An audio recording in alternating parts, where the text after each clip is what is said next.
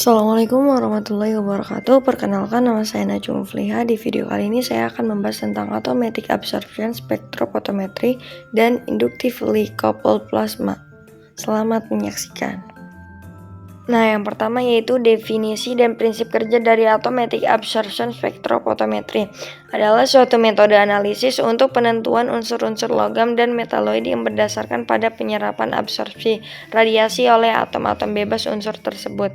Instrumen ini digunakan untuk penentuan konsentrasi unsur-unsur individu, terutama unsur berat dan ringan, dalam berbagai contoh seperti air, tanah, makanan, kosmetik, farmasi, dan tanaman.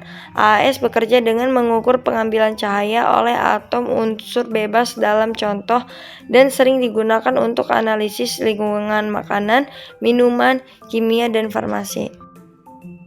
Nah, selanjutnya yaitu bagian-bagian dari alat AAS. Bisa dilihat ya teman, apa saja bagian dari alat AAS itu. Nah, selanjutnya itu fungsi dari bagian AAS. Yang pertama, halocated cup lamp. Lampu katoda merupakan sumber cahaya pada AAS, memiliki massa selama 1000 jam.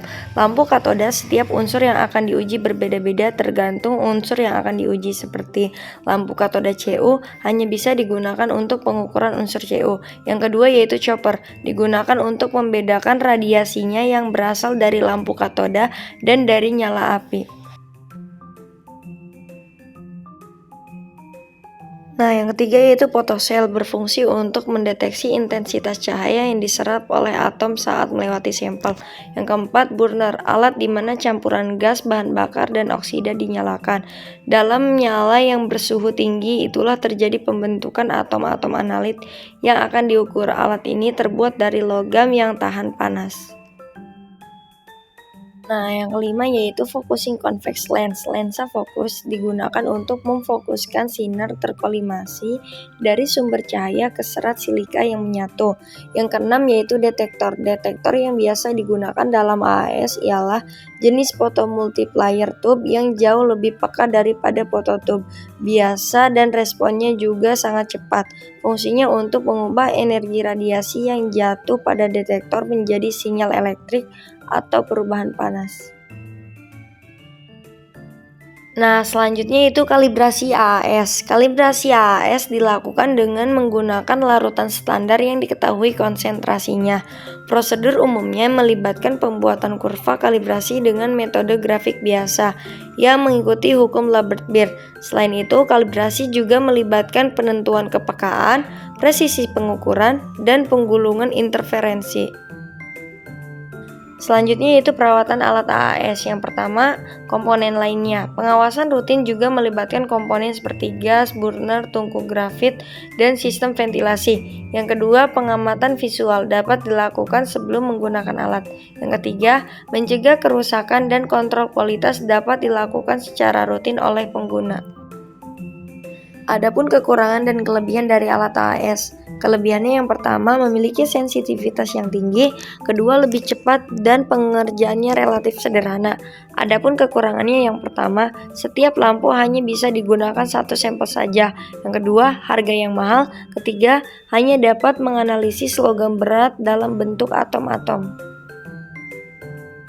Nah, materi selanjutnya itu inductively coupled plasma atau ICP. ICP adalah metode analisis yang didasarkan pada ion yang tereksitasi dan memancarkan sinar. Metode ini digunakan dalam spektrometri massa untuk analisis multi-unsur. ICP juga dapat digunakan untuk analisis lebih dari 90% dari semua unsur tabel periodik, termasuk logam alkali, transisi, dan unsur tanah. ICP memiliki kelebihan dalam pengumpulan data yang cepat dan akurat selama masing-masing cuplikan dalam kurun waktu hampir 1/4 jam. Nah, adapun prinsip kerja dari ICP yaitu menggunakan sumber energi plasma yang dihasilkan dari induksi plasma yang merupakan gas yang dipanaskan hingga suhu sangat tinggi.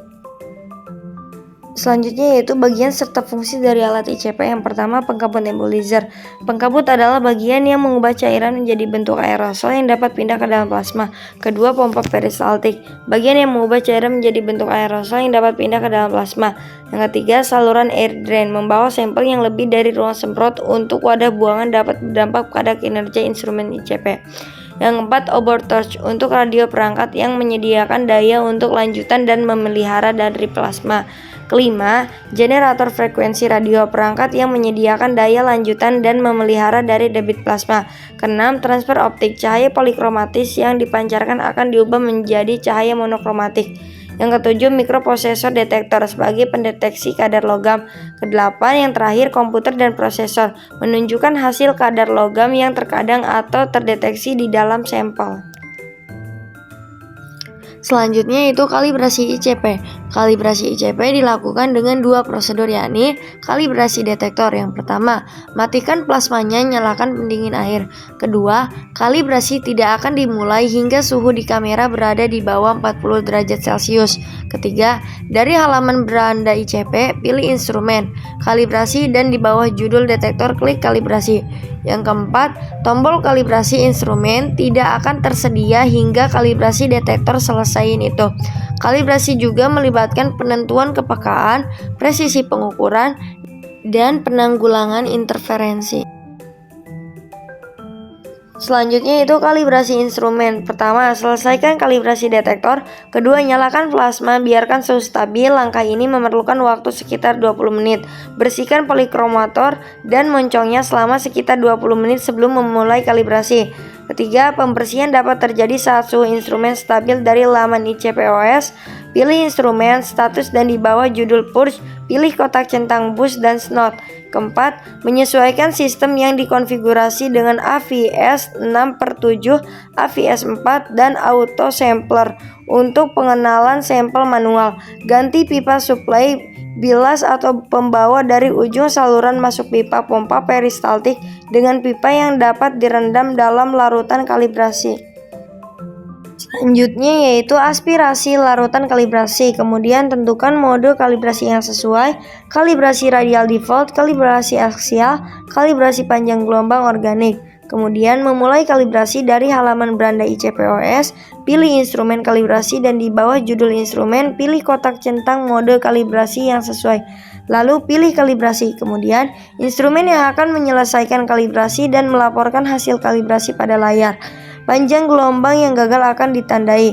Kemudian setelah instrumen lulus kalibrasi, aspirasi larutan bilas untuk membersihkan sistem pengenalan sampel secara menyeluruh. Terus, pasang kembali AVS 6/7, AVS 4, dan auto sampler jika ada.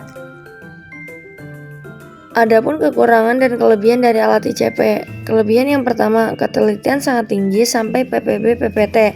2, lebih akurat. Ketiga, satu lampu bisa untuk semua atom atau elemen. Adapun kekurangannya, yang pertama yaitu harga instrumen mahal.